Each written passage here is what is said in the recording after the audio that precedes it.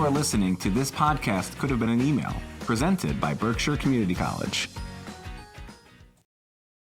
Welcome, everybody, to the latest edition of This Podcast Could Have Been an Email. I'm Adam Klepitar, one of the co-hosts of the podcast, along with... Jonah Sykes, the other co-host. Yeah, that's who I am. That's who you are. Yeah, that's who I am. I'm Jonah How are you Sykes. doing today, Jonah? I'm doing okay. It's been a wild week, mostly related to chickens, incubations, ducks, and geese. And I'm not going to get into it right now, but maybe if there's time later we can. But it's been a wild week. So Quite literally. Quite literally. Yeah. Sometimes you can take any eggs out of any refrigerator, anywhere you find them, and put them into an incubator, and they will hatch. That's pretty cool. Yeah. It's also a little terrifying because we're not sure sometimes what they are. We thought we might be hatching hawks at one point a couple weeks ago. They turned out to be ducks. We are going to definitely go down a road where I start talking about dire wolves, and then we've got dinosaur eggs and Jonah's Bridge. So I think we should introduce our guests. I think we should introduce our guests. Very excited to have Juliana Spolholt, who is the chair of the English department and English faculty member, but is here specifically today to talk about the zine, and Deirdre Sullivan, who is an adjunct English teacher, but also does and has done about a million other things that I'm hoping we can dig into a little bit today. So it's great to have both of you on. Thank you. Happy to be here. Yes. So, Juliana, I think I'd like to start with you. You talk a little bit about who you are, what you do at the college, and we've our last episode was with Matt Mueller, and we talked to him about his writing. And I know you're a writer as well. I've actually read your book. Yeah. Would love to. Yes, it's very funny. Would love to just kind of hear about some of the things that you do. Yeah. So, as you said, I'm a professor of English. I've been here at BCC since 2012, which, when I do the math, feels like kind of long. And I'm currently chair of the English department. That won't be forever. I think last year will be my last year of that. We'll see. But I started as faculty advisor to Zine in 2013. So my first issue that I was responsible for was that spring of 2014. So most of your time here. Yeah, most of my time here. And then I did take a sabbatical leave in spring of 2020, which was a magical time to take a sabbatical leave.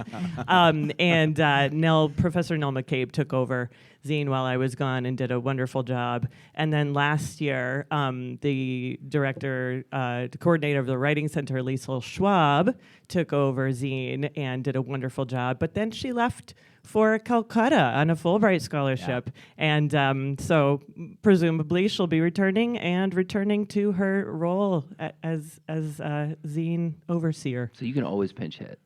You're always here. I'm always here for, in an emergency. I'm your girl. That's cool. Hi, Deirdre. Hi. How about you? Well, I'm Deirdre Sullivan, and I was asked in the fall of 2008, after I participated in a special program for ESL students, if I wanted to teach here. So I've been here work every fall and spring since 2008. So I'm in my 17th year. Wow. And I teach the art of writing in composition classes. I also taught a poetry class in the fall. This past fall of 2024. I'm an artist and a writer and actor. It's just kind of, all over the place. And I decided about, 28 years ago that artists should give back to public education. So I got certified in elementary, middle school, and high school. I taught 7 years at Monument. I taught literature and drama classes, and was the advisor to the Literary Arts magazine, and then also, the liaison to the Fall Festival for Shakespeare and Company. And then I decided full-time was too much. I couldn't have a balanced life. I needed to be able to do my own art, as well as teach students and give them confidence to find their voice and discover the fun and joy of writing part-time.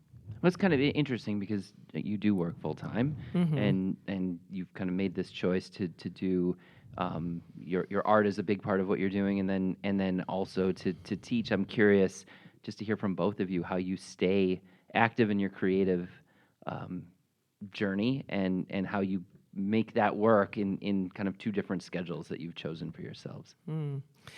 Well, so I to be very honest, I mean, if I may, I have. We do encourage please. honesty. You're gonna lie to us. Just lie to us. Yeah, our audience. We would love used to be send lied these emails to campus, and everything in it was a lie. Yeah, exactly. Yeah. So I mean, we've tried to like bring That's what no, we're that's trying a to joke. do. Consistency. Yeah. Yeah, honesty. That's what 2025 is known for. So my life outside of teaching full time, and well, I won't even say teaching full time, although that is true. But just being a full time faculty member at the college is like, you're not just teaching. You're doing about a million other things, and really being integrated in the community and showing up for stuff and organizing things and being on committee. So it's a lot, and it takes up a lot. And so out in my personal life, I'm a single parent, as I know Adam knows. And so I spend a lot of time at basketball games. You do? Which Adam also knows, as does Deirdre. So writing has really taken a back seat for me in the past several years as the demands of everything has gotten more. And my creative pursuit now, I would say, has really shifted to gardening. The outside. Yeah. Like learning about horticulture, learning about plants. I can't wait till you get back into writing and your stories are about this person who wants to be in a garden but spends all of their time listening to about basketball bounce. Yeah. No, it is. I was, as a young person, I was like an art and theater kid. And so I always assumed that my child would be a thespian. And that is not what happened at all. He is an athlete extraordinaire. And so it's wonderful because it has opened a whole new world to me. It is interesting because Juliana and I have kids who are in the same grade, and my other daughter's about the same age, and I'm actually the exact opposite. So I grew up playing basketball, spent all of my free time in gyms, and have two kids who are into art, theater, and music. Oh my gosh, amazing. Yeah, these things happen. I guess I should have assumed immediately. You said I spend most of my time at the basketball. I thought maybe you were playing basketball. Like, you're just like, I just love playing basketball more than I like doing anything else. Now it makes sense you're talking about your kids. Okay, I get it. So, In fact, my son makes fun of how I throw a basketball. Yeah. The fact that you said throw a basketball might. what would you call it? Right. Oh, I'm supposed to shoot. You shoot the Shoot basketball. the That's basketball on dribble. Yeah, Well, okay. I think, Deirdre, we'll come back and ask you the same question. We'll give you a second to think about that. We're going to take a quick break. Please come back after that break with us. Yeah, we will be right back with you. This podcast could have been an email at Berkshire Community College. Want to learn more about the zine, the BCC Journal of Literary and Visual Arts? Head to their website, berkshirecc.edu/zine, to check out the latest installment, and be sure to visit several previous versions on the website as well. Want to get your hands on your own physical copy? There are copies available across campus, including at the library and at the Writing Center in Melville. This journal has published poetry, short fiction, creative nonfiction, script, mixed or cross-genre work, and critical essays, and also considers any form of visual art. So head to berkshirecc.edu/zine to check out the latest installment today. Welcome back. We finished out the last segment with Juliana talking about, I think I share this, when you have teenagers, your life changes, and some of your priorities aren't your priorities anymore. And I think we're both kind of at the precipice of whatever happens next. But Deirdre, you have been able to kind of maintain a lifespan of the arts. I'd love to hear about your process. Yes. So since childhood, my parents met doing a play. My mother was an actor, so we learned to breathe from the diaphragm and mime and all that stuff. And I thought when I went to kindergarten, all children had learned that. And I'd also done visual art. So in high school, I had this quandary: do I want to be a painter or do I want to be an actor? And then I thought, well, there's always filmmaking. And so I studied film and made films. And, even returned to my roots by studying mime with Marcel Marceau for a summer. And so that Wait, was... what? Wait, hold on. Yeah, I was at the You just- University of Michigan. I like the way that you were just going to kind of like... Yeah. Just a little more. And I put myself through school, so that broke my bank. Studying with Marcel Marceau, but I studied film with Rudolf Arnheim, and at San Francisco Art Institute, George Kuchar, underground filmmaker, and Al Wong. So it was always about who you study with. I never really cared much about getting the degree. I ended up getting it at North Adams State College, finishing there. But I attended the University of Michigan, the Chicago Art Institute, Loyola University, and San Francisco Art Institute. So my attitude, what a journey. yeah. So my attitude, like I would like to change the name of the English department to the Reading and Writing Arts department. I think it's really about what you do and what you impart to the students, so that your balance with that creative for yourself also makes you a better teacher, at least for me. And that's kind of that balancing, and being involved, especially for the last 30 years, as an early board for Mass MoCA, picking diodes up off the old Sprague electric floor when it was a mildewed warehouse, and hoping that it would open, and having 2 art galleries, and doing the Fairy Festival, the Berkshire Mountains Fairy Festival, and playing the part of the Fairy Queen, always thinking about community, always thinking about the people in the community, whether it be in the education system or just in the community at large, for promoting the arts, supporting the arts, and not being afraid of volunteer work, which is very rewarding, as well as getting paid for things. So, this is where one of my students in his essay, final reflection essay, said, "I wish you had shared more of your work with us." And I thought, I'd never thought about that, because I don't like to, necessarily put myself out there. Yeah. But what's important to me is that what I know of the creative process gets imparted to the students, that it's certainly doable. It's certainly And that's viable.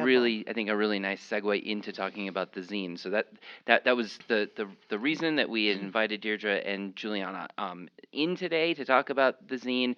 And I think maybe we've had a lot of new people join BCC in the last couple of years, and maybe just a little background on what the zine is and who can submit to it and what type of submissions there are would be a nice introduction to our listeners. So I don't know exactly what year zine was started, but it was sometime in the 90s, and by a faculty member named Andrew Howitt. And so it's been around since then, and it's gone through many different transformations. I brought one of the older copies here. They're pretty interesting. There was a lot of sort of Asian imagery, I believe that Professor Howitt was studied Buddhism, and so it's very kind of very beautiful. So the aesthetic of zine has changed over time, but it has always been a journal of writing and visual art that is created by members of the BCC community. So primarily students, but we also have published alumni, graduated students, and we have also now started publishing members of the faculty, staff, and administration who cared to share their work with us. Yeah, that's that's the jam. That's great. Do you think you'd be willing to read something from this year's? Oh, from this year's? Any year you want to read from. Okay. Well, what I did was I brought with me a piece that I remembered. This is back from 2016, and this is one of my favorite pieces that has ever been published because it's so funny. I certainly don't have time to read the whole thing, but I'll set you up. It's called The Ouija Myth, and it's by a student at the time named Caitlin Burt. And the whole premise is that she is very suspicious of Ouija boards, doesn't believe, high skeptic, we'll say it like that. So she decides to do an experiment. So she explains how Ouija boards work, and then she goes into this part. She says, every website I visited begins with a warning and usually ends with another warning, both going on about all the danger spirits can pose to those messing around with the board. Novices like me are advised to seek out someone who knows what they're doing, or else forego using the board entirely. Other sites claim that you should never use the board alone, as it makes you more vulnerable to harmful energies.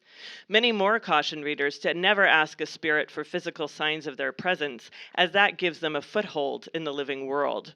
One especially informative site advises that you should begin each Ouija session by loudly welcoming all positive energies, while also telling negative energies that they have no place here. Above all, the most common tip is to simply be polite and respectful at all times. Therefore, my to-do list for the experiment is 1. Start by only welcoming negative energies. 2. Use the Ouija board alone. 3. Be extremely rude.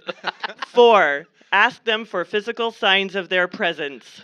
5. Dare them to try and possess me. With this list in hand, I made arrangements to start the test on the night of the Super Bowl.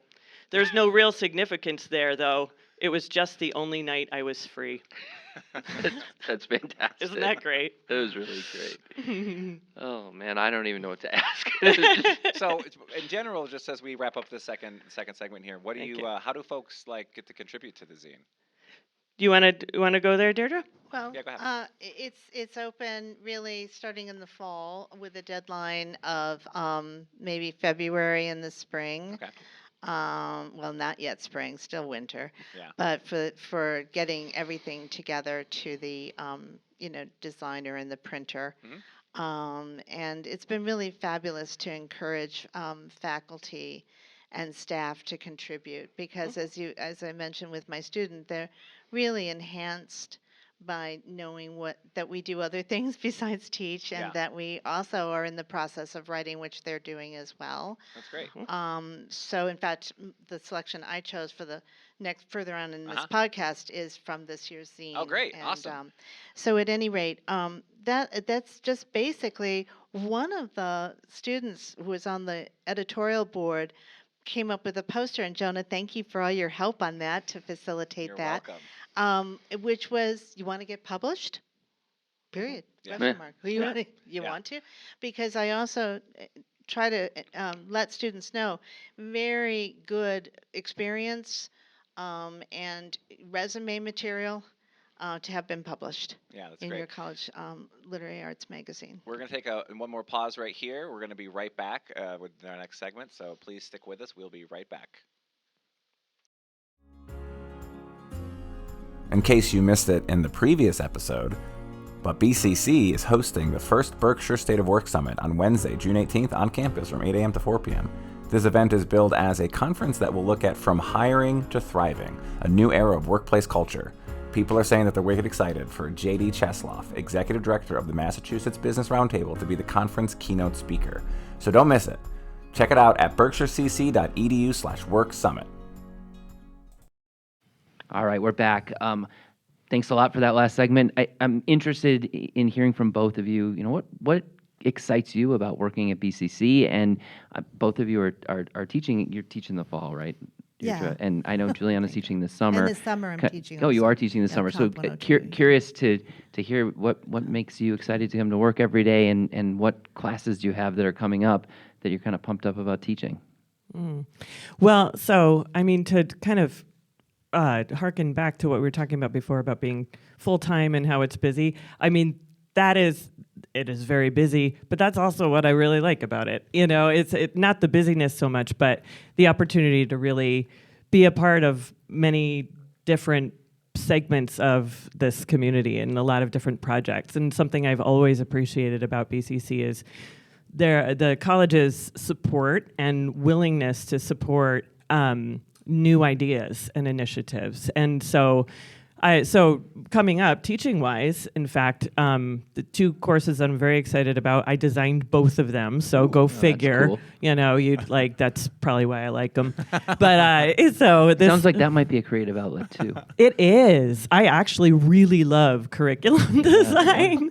Yeah, I was like, I really, really like putting together online courses, and it's not so much because I'm obsessed with Moodle, but it's because those would be good T-shirts, by the way. I'm obsessed with Moodle. Yeah. Ask me about my obsession I like with the curriculum Moodle. design T-shirt. Like, I love curriculum design. I like that as a T-shirt. These are maybe our next venture could Yeah, be T-shirt could be. I design. love Yeah. curriculum. That is the nerdiest It T-shirt would ever. be so popular in the swag store. It would. I mean, and anybody else on the street who's also obsessed with curriculum Right. design would be your instant best Exactly. friend. Yeah, It would be it's a way to weed them out. Immediate So many connection. friends. Your one new friend.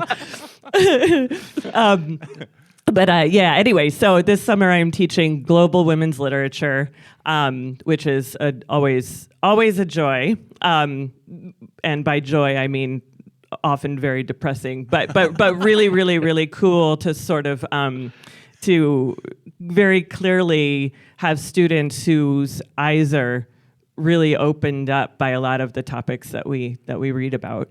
And And you then said you're teaching that this summer, right? Yeah. And it's full. it is almost full. I think there are 2 or 3 spots left, wow, it's a lot. So get your advisees quick, but Yeah. also that is really cool that we have students with that much interest. Oh, in the it's Global wonderful. Women's Lit course. Totally. And then next spring, I'm looking forward to teaching for the second time an honors colloquium that I designed called Food, People, and the Planet. Ooh. Well, that's cool. Yeah. How about you, Deirdre? I think in 17 years, when you look in the mirror in the morning and brush your teeth and you've got to go someplace and it's work and you need that paycheck, that I've never felt safer and happier and more supported in all these 17 years. Wow. You've had those jobs that you kind of like semi-dread. Yeah. And I've never had that experience here with the faculty and staff and with the programs that are offered. I daydream, maybe my thing is I'm going to teach composition classes. I'm teaching a Comp 2 this summer. But I would love to do a fiction into film class where you read the fiction and then you look at the film, or films from different countries. I remember taking a wonderful German cinema class, and somebody said to me, gosh, I wish we could offer something like that. That's really cool. Or world cinema, getting more into the mix. Yeah. And of course, my love zone, my passion, would really, be excited by creating classes like that. I actually taught a class like that. When I was at my former institution, I used to teach in the learning community, and I did student development theory in partnership with an intro to lit, and we did young adult novels, but always ones that had movies, and we would talk about that's cool. the adaptive nature and what changes Yeah. when you go to film, and it was great. And then we'd have the students study the characters using student development theory, and it was a trip. I missed teaching that a lot. That's Right, really cool. Right. I do You could teach a incorporate course. I do incorporate short films into my courses. One in the definition essay was a short film on emigration from the point of view of somebody leaving Africa and coming to this country. But it was very elegiac, very lyrical, very poetic, not so much a documentary as an ode to the experience, as a way of defining what that means.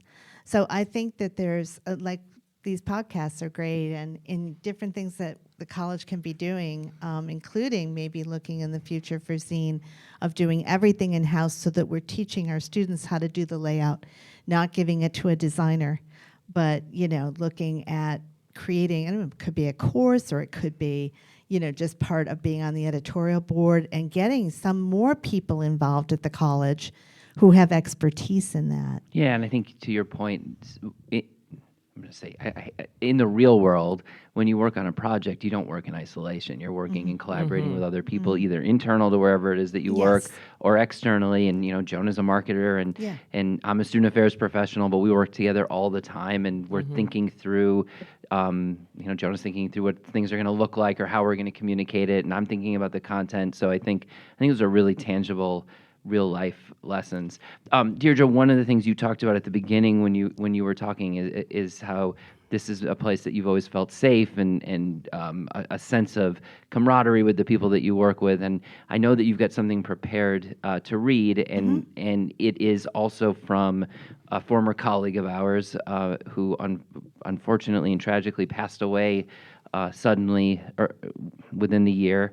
And I think it's really touching that you all have published a piece from Luanza, and I think that's what Deirdre's going to read for Yes, us. she had just sent this to me, and before I had a chance, it was like on a Friday, and by that Monday, I found out that she had died, and I was so moved by this and asked permission from the family that we could publish it and read it and so forth. So this is Your Smile by Luanza Lett Brewington. Your smile brings me joy and brightens my day. It is the spark that nurtures my soul without any words to say. Your smile has the warmth of the soothing golden sun. It is a beautiful spring day after soft rain showers have begun. Your smile can whisper sweet love notes that gently play across my body and bring pure delight. It tickles my heart with the memories of good days spent in the comfort of your arms holding me tight. Your smile is connected across generations and radiates a proud legacy. It rings forth a true purpose and true love that has meant much to me. Your smile will live on with the reflection of who you are. It serves as a comfort and guiding light to your essence and memories not too far. I will always remember you and your smile. Thank you, and we'll be right back after this. The next free community college info session is taking place on Tuesday, June 10th from 5 to 6 p.m. in the Lee Public Library. Tell your family, friends, and your colleagues that BCC is offering free community college to any Massachusetts resident who hasn't obtained a bachelor's degree. Simply have them apply to the college, complete their FAFSA, and then learn if they are eligible. More information is available at berkshirecc.edu/free-college. Welcome back. What a powerful way to end the last segment. That was a poem in the 2025 edition of the zine. We are actually about an hour away from the launch party, which by the time this podcast actually becomes available will have happened. Yes. So I think it would, hopefully you were there and you had a great time. I heard it was the party of the year. But I think probably those who didn't make it to the party, and maybe this is the first time they've heard about the zine, would be really curious about where they can get it and maybe get involved in the future. Yeah, so the copies of the book are hot off the press. They just arrived this week. We actually still need to unpack them from the boxes. And so the launch party will be today in the English Department Suite, which is Melville 431. And then after that, please feel free to drop by Melville 431 or the library or Susan B. Anthony Building, Student Life, Writing Center, certainly, yep, which is also in Melville, bookstore. So copies will be all around campus and free for the taking. Share them with your friends. We should consider a way for folks to request a copy too, like some sort of maybe on the website a little form where you can I'd like a request a copy of the zine, and I think that's a great idea. More accessible too for folks, especially for some of our online students who don't come to campus very often. Yeah, but look at you us. must be in marketing. We're problem solving in real time right now. It's great. All right, IRL. so I just want to take a moment to really thank you all for being here with us this afternoon and on this show. The zine is it's a really incredible way for us to highlight that BCC is more than 13th grade, and I think every chance we get to say that, to let people know about our deep history, our roots, and how we can actually we have so much to offer. It just elevates the brand, elevates the reputation, elevates what we do, and I think that Deirdre, please take us out. Can I add? One thing about this year's publication is that the front and back covers are made by a student artist instead of just a graphic, which is fine too. Yeah. But they are stunning. They're beautiful, and I know Juliana said God. earlier how the old one had this different feel to it, but this is very contemporary and unique. It's beautiful. It's really beautiful. Can you say the artist's name? Please. And I don't know. I have to put my glasses back on. Maybe you know Well, faster when than you I look do. around campus for the Does it say the for cover? for copies. Keep your eye out for a very striking red book with a portrait on the front. It's in the Is art it section. In the art section? Mm-hmm. Sorry, guys. It's okay. This is great content. This is also problem solving in real time. Who is it? Ishmael? Is it Ishmael? Yeah. Yes. So Okay. you go ahead. All right. Ismail Farah Right. is the artist. Shout out to our student artists who helped design the that front was and a back cold cover read. of this 2025 zine.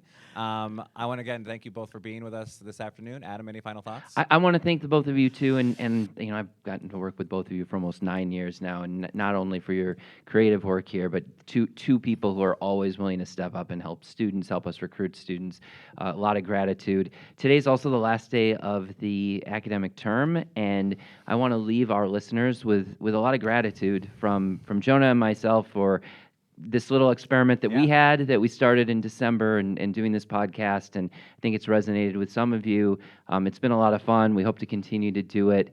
You know, we live in a very, very difficult time, and we are in higher education specifically, where we see it's really, uncertainty is the word. We don't know what's going to happen with funding. We don't know what we're going to be coming back to in the fall. I just feel very grateful to work at Berkshire Community College with all of you who are my colleagues and our students. I think that we come to work every day. You talked about looking in the mirror, and I think I look in the mirror every morning and feel like I'm going to a place where we're doing really important work, where we're helping people, where we are making our community a better place. So thank you all, and we will be back maybe this summer with some episodes, and I wish you all a wonderful time, and I hope to see you at Tanglewood on May 30th for commencement. Thank you all so much. Hey, thanks, Adam and Jonah. Thank you so much. Thank you for listening to This Podcast Could Have Been an Email. We want to thank the incredible Adam Klepetar for making this show happen, and Deirdre Sullivan and Juliana Spaholtz for being our phenomenal guests for today's show. As always, we want to thank Dave Cachet at PCTV for sharing our good works on all of your podcast streaming platforms, and we want to thank you, dear listener, for continuing to support this We BCC show. If you're interested in being a guest on our show, just shoot us an email or holler, "She doesn't even go here," at us in the hall. We are always looking for guests to tell their story about why BCC is the best place there ever was. My name is Jonah Sykes, and thank you for listening.